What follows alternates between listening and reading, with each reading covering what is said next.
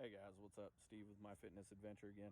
All right, so I'm just going to do a real quick overview of how this whole concrete weight thing works. So what I've done is I've got 3 different size buckets. That one there, this one here, that one over there. I've already got concrete and stuff mixed up in this one. So here's a quick overview of how I do it. And I'm sorry, my phone won't allow me to turn the camera around while I'm recording. So just bear with me. So what I did was took my buckets, and this is the next one I'm getting ready to pour. And this is going to be a 10-pound weight. So my buckets ended up being 5 quarts, 10 quarts, and 5 gallons. The 5-gallon bucket was quite a bit less in diameter than I thought it was going to be. I thought I was going to do 50-pound plates in there. I'm just going to do 25-pound plates out of that. I'm going to have to find something closer to 17.5 or 18 inches in diameter to do 50-pound plates out of. So I've got the 25-pound in there. So the way I did this was I took my PVC and I stuck it down in there, a long piece.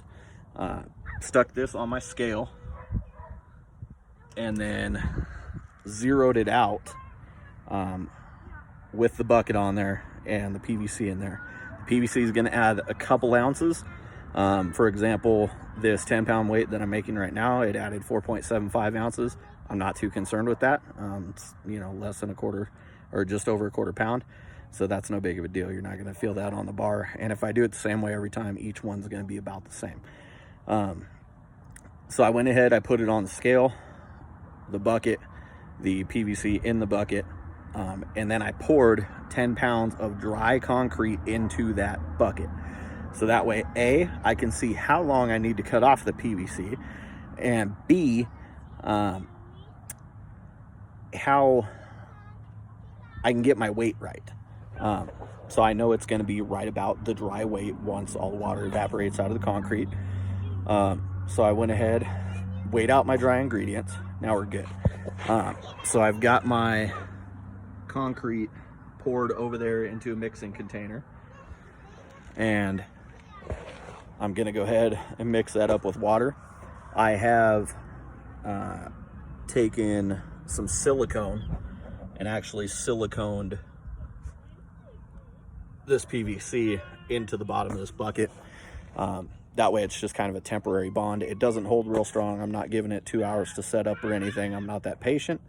So it's just going to have just a little bit of time to sit in there. It's just really a very, very minute bond at this point.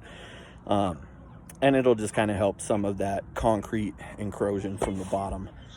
Is that even a word? I don't know. Anyways, we're not here for the spelling bee. We're here to lift weights. So, and then what I've done is I had some chicken wire laying around.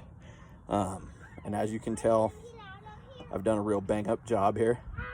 I just did a real quick cut pretty close to the size of the bucket.